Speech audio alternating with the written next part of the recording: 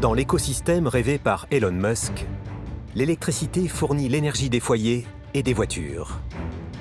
Mais pas seulement. Pour continuer de sortir de l'ère des énergies fossiles, l'électricité doit aussi propulser des véhicules à des vitesses vertigineuses. Ce projet fou s'appelle l'Hyperloop. L'Hyperloop, c'est un nouveau moyen de transport de masse dans lequel des véhicules seront propulsés à très haute vitesse dans des tubes sous vide. On parle de 1000 km/h, c'est-à-dire une vitesse qui est comparable à celle de l'avion. Donc c'est voyager à la vitesse de l'avion sur le plancher des vaches. Théoriquement, l'Hyperloop permettrait de parcourir Los Angeles-San Francisco en moins d'une demi-heure. En France, Paris et Marseille se retrouveraient à 40 minutes de trajet. Comment est-ce techniquement possible? Où les Hyperloops seront-ils implantés? Pourquoi certains doutent-ils de leur réalisation? Ça fait presque 10 ans que Elon Musk a relancé l'Hyperloop. Il faut constater qu'on n'y est pas. Des Hyperloops, on n'en a pas construit. En fait, l'Hyperloop est un vieux concept, popularisé par la littérature de science-fiction. L'idée, elle vient en fait de la fin du 19e siècle. C'est dans un bouquin de Jules Verne qu'il y a une première description d'Hyperloop pour traverser l'Atlantique. Développé sans succès au XXe siècle, il faut attendre le coup de projecteur d'Elon Musk pour ressusciter l'idée. En 2013, l'entrepreneur soucieux de développer des transports écologiques publie un document sur Internet. Aussitôt, l'Hyperloop séduit des investisseurs. Un peu comme sa Tesla, un peu comme son SpaceX, Elon Musk en lui-même est une marque. C'est un personnage qui est bankable, parce que tout ce qui touche, à peu près, devient de l'or. Il a une aura terrible, au niveau de la tech. Il joue un petit peu le rôle d'un gourou. Ce qui fait qu'aujourd'hui, il y a différentes sociétés qui travaillent à des projets d'Hyperloop. Mais aucune n'est financièrement liée à Elon Musk. Parmi ces sociétés, Hyperloop TT. Cette entreprise américaine a installé son centre de recherche et développement en France, à Toulouse. Sur une ancienne base aérienne, on a assemblé un prototype de tube de 320 mètres de long. Le tube va faire environ 4 mètres de diamètre. Il sera en acier et il sera supporté sur des pylônes localisés tous les 20 à 40 mètres à 6 mètres de hauteur. Juste à côté, et raccordé au tube, c'est l'un des éléments capitaux de la technologie Hyperloop. Ce qui va permettre d'éviter la résistance à l'air quand le véhicule avance. Les pompes à vide. Le vide d'air est effectué donc au moyen de pompes à vide. Ces pompes à vide ont deux fonctions. Premièrement, elles vont effectuer la première mise sous vide, c'est-à-dire qu'elles vont venir aspirer les molécules d'air. La deuxième fonction, c'est maintenir le vide à une pression de 10 pascal, ce qui équivaut à une altitude de 50 km, alors que les avions, eux, sont à une altitude d'environ 10 km.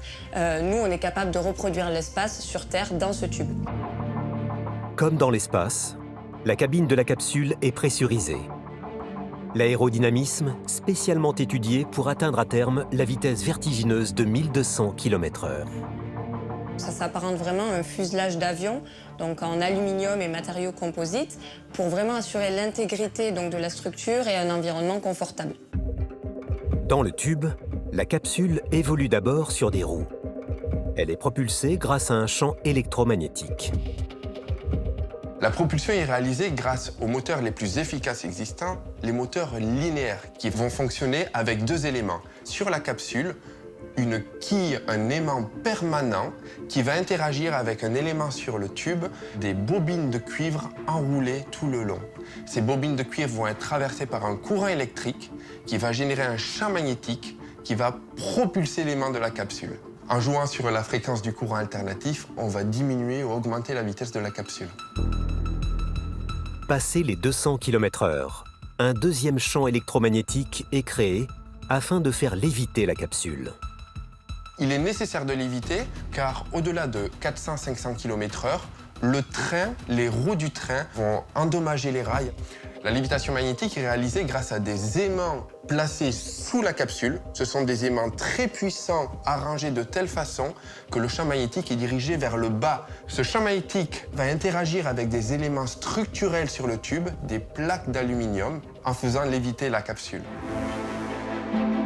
Une grande première, avec des passagers à bord, a eu lieu dans le désert du Nevada, sur une piste de 500 mètres de long, construite par la société Virgin Hyperloop du milliardaire Richard Branson. Fin 2020, 2 employés de l'entreprise jouent les cobayes. Le coup d'essai est une réussite, même si le test s'effectue à la vitesse modeste de 174 km/h. Au Canada, la société Transpod annonce la construction d'une ligne commerciale voyageurs en 2027. Sera-t-elle la première à concrétiser le vieux rêve de Jules Verne? En tout cas, l'Hyperloop devra prouver sa pertinence économique face au train et à l'avion. Le problème, c'est que ça nécessite des structures phénoménales. Il faut réinventer un réseau routier, en quelque sorte. Ça coûterait des dizaines, des centaines de milliards. Donc, voilà, on se pose la question aussi de la viabilité de ce projet. Si à l'avenir, l'Hyperloop doit relier de grandes villes entre elles, Elon Musk, businessman pragmatique, a décidé de s'occuper du cœur même des villes. Ces mégalopoles asphyxiées par les embouteillages et la pollution. Il y a un côté, je veux résoudre des problèmes concrets de la vie courante des gens. Et donc, Elon Musk, il habite dans la Silicon Valley, donc dans son quotidien, il y a beaucoup d'embouteillages. Comment est-ce que je peux éviter ça? Soit je fais des voitures volantes, mais c'est un peu compliqué de faire ça, soit je vais essayer de passer par des tunnels. La nouvelle aventure industrielle d'Elon Musk commence en 2016 avec un tweet aux airs de blague potache. Les bouchons me rendent dingue. Je vais fabriquer un tunnelier et commencer à creuser. Finalement, ce n'est pas une blague, puisque son tunnelier, il l'a construit. C'est une société qui s'appelle The Boring Company. Elle fait des trous sous terre pour construire des tunnels. 1 an seulement après son tweet, Elon Musk a déjà fait creuser un tunnel d'essai sur le terrain de son entreprise SpaceX. 4 ans plus tard, en 2021, la Boring Company inaugure déjà sa première commande publique. Une boucle souterraine de 3 km, située à Las Vegas, dans l'un des plus grands centres de conférences au monde. Et il est en train tout simplement de réinventer une espèce de métro personnalisé souterrain. Vous avez des escalators qui vous emmènent à quelques dizaines de mètres sous terre. Là, vous vous retrouvez dans une espèce de station, un peu comme une très belle station de métro. Et là, vous avez des Tesla Model 3 qui vous attendent. Vous rentrez dedans, vous avez un chauffeur qui vous permet de traverser en fait le Convention Center de Las Vegas. Pas de double sens de circulation dans le dispositif de Las Vegas. Les voitures circulent sur une seule voie. Une pour l'aller, une pour le retour. Dans des tunnels dont le diamètre est réduit au minimum. Ce sont des tunnels très étroits, d'ailleurs, ça peut être un peu stressant quand on prend la première fois ce tunnel. Les détracteurs disent, oui, mais vous vous rendez compte, s'il y a un accident, les voitures peuvent prendre feu, où sont les sorties de secours, etc. Mais étant donné que, en fait, les tronçons de tunnel entre chaque sortie sont assez courts, tout a été prévu pour qu'on puisse effectivement évacuer le tunnel très rapidement. Comme à son habitude, avec ce premier circuit, Elon Musk pose d'abord ses jalons avant d'améliorer progressivement son produit. Las Vegas va se retrouver avec un réseau de plus de 50 km de tunnels sous la ville, avec une quarantaine de stations. Et ce qu'imagine Elon Musk avec des robots pour piloter ces Tesla, on pourrait aller par exemple d'un point A à un point B à Las Vegas en quelques minutes en commandant sa Tesla depuis son smartphone.